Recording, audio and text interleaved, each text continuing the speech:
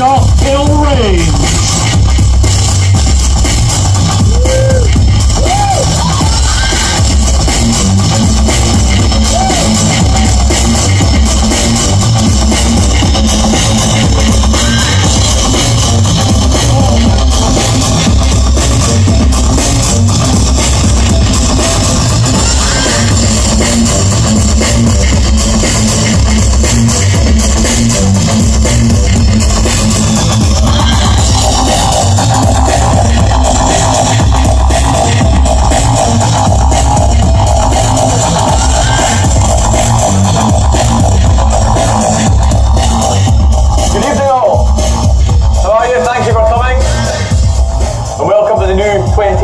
Softail range, or at least part of it. These are 4 bikes of 8 of the new bikes.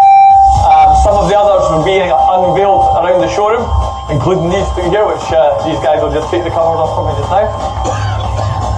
So, just thanks again for coming. It's a lovely night. I hope you all enjoyed your journey here. I just want to tell you a bit about what we're going to do over the next few minutes to let you know about the bikes.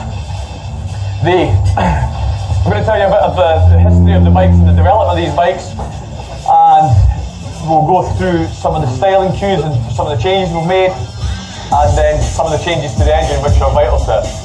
We're also, just to plan if you like, we're running a test ride weekend this weekend from Friday, Saturday and Sunday. There's quite a lot booked already, but there's quite a few left, so if you speak to any member of the sales team, they'll get you booked in, so don't miss out on that.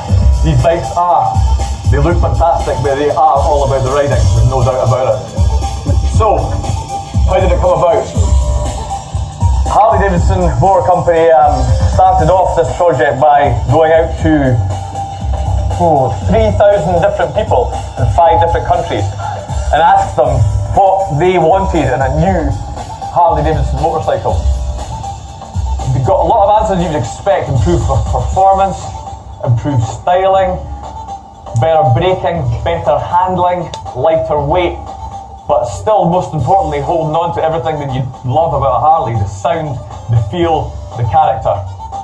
So doing that, they've set themselves a big task in changing, developing the bike significantly, but making sure that they held on to the essence of the bike, what every single model has going for it, and pull that through to the new model. Now again, it's all about the riding, but I've been lucky enough last week or so to go down to Oxford, test ride the bike, and that is exactly what they've managed to do. Don't ask me how. The bikes have dynamically have come on a long way, but they still have the essence of its predecessor. So, let me tell you a little bit about some of the bones underneath of what's been changed. I can turn this bike round. I'm going to tell you a bit about the chassis, because that's part of the biggest changes to the bikes. So, some previous models that were dyna platformed, such as the Fat Bob, that you'll see to my far left hand side, now all run like that on the Softail platform. The chassis is hugely improved. It's about 34% stiffer than the previous Softail chassis. It's significantly lighter. The weight reduction is about on average 17 kilos. Correct? Yeah, 17 bags of sugar of a weight reduction, so a big changes there. You can even feel it when you take the bike off the stand. You'll see the stands are now shorter, so there's less effort for the stand, or less workload for the stand. You'll feel it just ticking off, which you'll get a chance to do in just a short while. Some of the important things about the frame: the reason it's stiffer and performs so much better is that the laws of physics and motorcycle design tell us that I hope you can see this. If you draw a straight line, or can draw a straight line from the back of the wheel spindle all the way up through the new massively improved rear shot right to the headstock at the top of the headstock, that gives you the maximum performance effect, i.e. you'll get the best feel for the road, the best feedback, and the bike will feel like it handles properly. It also makes it, that design is a lot more rigid. Sean will mention that later on when he comes to talk about the engine. So that's a bit about that part of the chassis, and I think I'm going to hand you over to Ola now to tell you a wee bit more about some other bits involved. Thanks here. Hello. One of the biggest differences, I think, when we went down to test drive down in England was everyone was mentioning the lean angle, significantly improved. For those of you who are used to maybe a Softail Slim or a Heritage, you'll understand the characteristic of the bike when you're turning a corner, hitting the footboard. You're not going to have that problem with any of the 2018 bikes. The lean angle is significantly improved, so you'll be flying around those corners like an albatross. Really, really good. I purposely tried to get the board to scrape on a Heritage when I was out on proper country roads, round a 90-degree right-hander, and I couldn't. I've got no doubt that there's a hell, most of you guys can ride better than I can, but trust me, it's a huge difference. It's a big, big difference, sorry. Kirk mentioned it's up to 17 kilograms lighter on the bikes. What they've also done is lowered the centre of gravity, so you really do feel when you're moving it off the stand it is a vast improvement, and going at slower speeds as well, it's just far easier to handle. The other probably notable things are when you come in, when we came in, you'll see that the new LED lights, there's 3 different LED lights across the range, far better riding at night, far clearer, and I think they look pretty cool as well. And probably big notable improvement is the USB ports as well. Each bike has a USB port, so you can quite easily plug your phone in and charge it up, or your sat nav, or anything that you want really. So I'll pass you over to Sean. Can I just say, if I'm still here, Ola is our newest member of the sales team, and I bet a lot of you haven't met her so far, so she's fitted and brilliant. She's been here for a few months so far, so can we just have a big round of applause for Ola?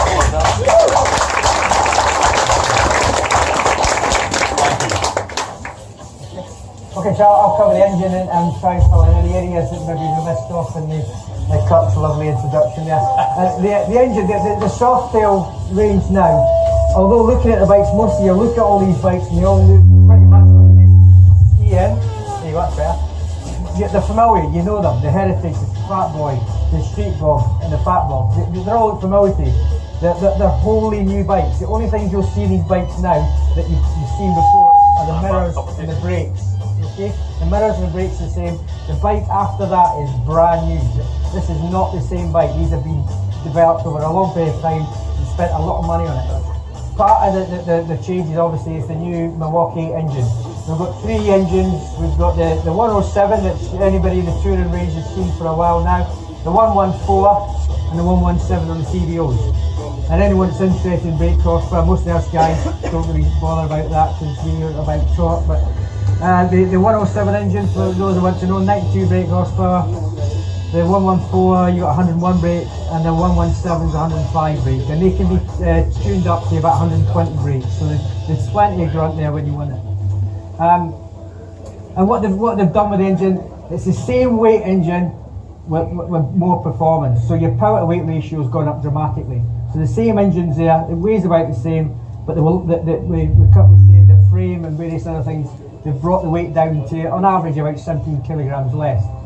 So you have better acceleration across the range, from bike to bike. You'll see that as you go up. And compare it with a 103, you're about 10% better performance on a 107 from a 103. And the difference between, say, the 107 and the 114 is about 18% difference. So you've got plenty of grunt there. You'll feel that when you get out on the road to these bikes. These bikes have to be ridden to really see the changes.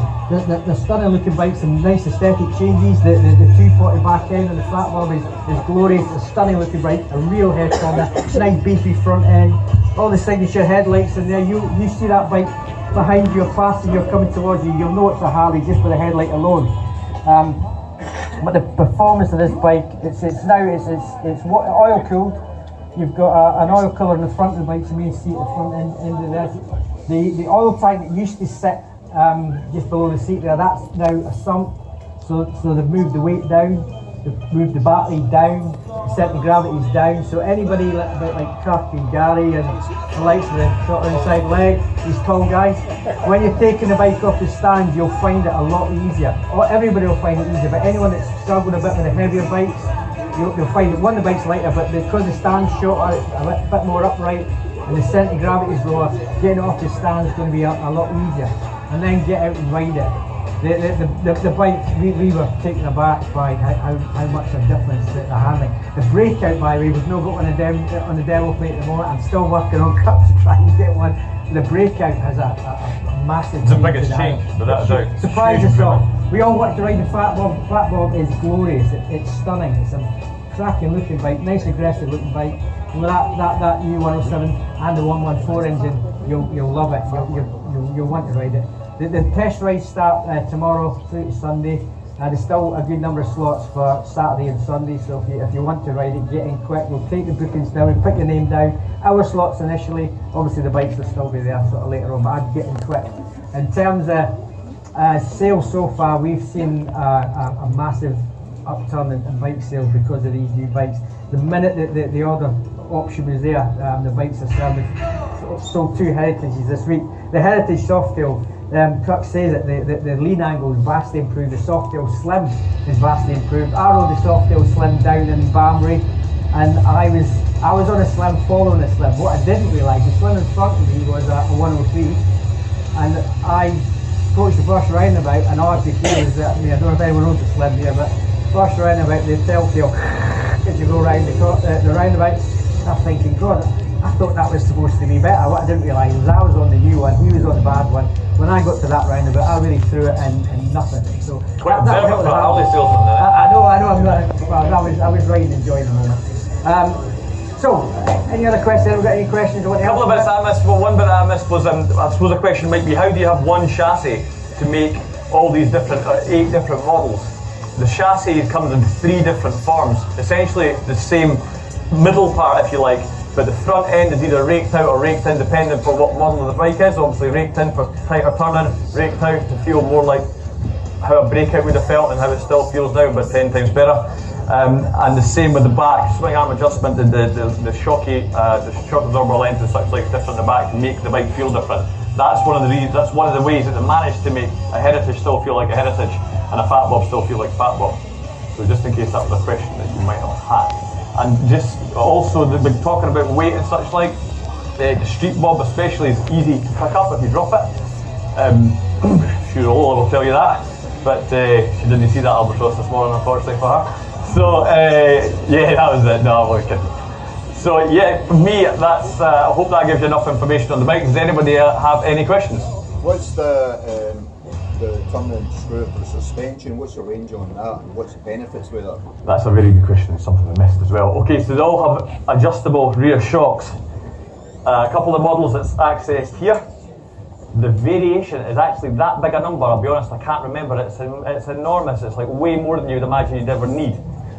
So you can adjust this and help me, Sean. What's the other? From the breakout from this knob here. The other ones are adjusted under the seat, but all very easy to adjust. Now, see if you ask anybody that's owned the Softail up to now, you ask 100 people, you'd be lucky if 2 of them will say they've adjusted the shocks, or they've even asked us to adjust the shocks. Now, if you're going to go 2 up on your own, 2 up full of luggage, whatever you're going to do, you can adjust it before you leave home, and I'd readjust it when you get back. So you don't need to mess with back tyre pressures and all that? No. Way easier. You could still consider for better performance of the back tyre and adjusting that up, but obviously the adjustment in the shock is going to do most of the job, and it's much more accessible. Alright, thanks. Anybody else? What's the price range percentage from last year's model? I know it's all different, but what's the percentage? Did I plant you in there? Okay, well I suppose the question would be how much, do you think you would expect the bikes to go up in price? It's always a question on our lips whenever I go to a launch of a new bike or we go down to Oxford to get the national meetings in the UK. And on average, I think the prices have gone up by £200, £300 maximum, is that correct? I think Street Bob's gone up Street Bob's gone up by 50 quid. Alright. So you get a whole new bike, and it is a whole new bike. When Sean said earlier, the only things that are the same are part of the brakes even and the mirrors, yeah. Everything else is brand new. So we're all delighted with that, delighted as much as you guys will be. See the test ride thing, if you're thinking about a bike now, next month, next year, 3 years time, we don't care. We still want you to come and test ride the bike. They're brand new. There's some people out there that are saying, oh no, I much prefer the traditional stuff. The more people ride the bikes the better, because we're absolutely convinced that you'll love riding them. And we want to get the word out there, just how they feel. just in case you're absolutely desperate on a model year 17 bike, the bottom showrooms full of model 17 bikes, all of them have got left pretty much, and there will be deals on those as of this coming week. So watch this space, be another communication out to you. We obviously want to move our stock on and make space for all the new stuff, so you can imagine what we'll be doing there. So, okay, any more questions? No, I'm sure you all want to get forward and get your hands on these bikes and have a proper look. There's a breakout up at the back, because I know there's a man here that'll be desperate to see a breakout. I've got another one outside. There's a Softail lowrider somewhere else in the room to let you. Unfortunately, we don't have a deluxe. We haven't managed to get one here on time, because I know somebody else had asked me that question. So, thank you very much. Thanks a lot.